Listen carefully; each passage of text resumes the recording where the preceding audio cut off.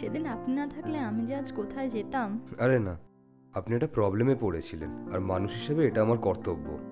আজকালকার দিনে আপনার মতো মানুষ পাওয়াই যায় না। দেখুন তো, এসে থেকে আমি এত বিজি যে আপনার সাথে ঠিকমতো আলাপ করার সুযোগই পেলাম না। না সেটা না, আমিও তো বিজি ছিলাম একটু। আচ্ছা, তা কি করেন আপনি? ওই ছোটোখাটো চাকরি আর কিছু সাইড বিজনেস। ও, ব্যস্ত মানুষ। ওই আর কি।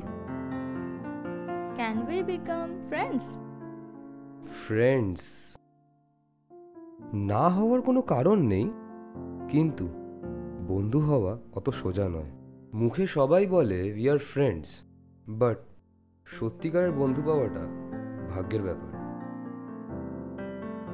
তাহলে চলুন একবার আমাদের ভাগ্যটা পরীক্ষা করেই দেখা যাক।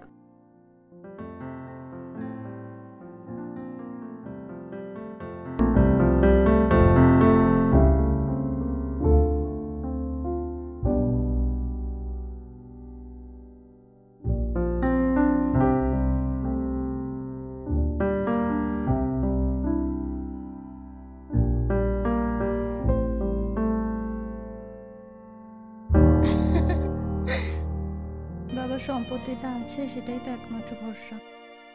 ওটার ওপর সম্বল করেই চলছি। কবে যে চাকরিটা পাবো। সব ঠিক হয়ে যাবে, এত চিন্তা করো না। চিন্তা হয় তন্ময়, চিন্তা হয়, সাথে ভয়ও লাগে।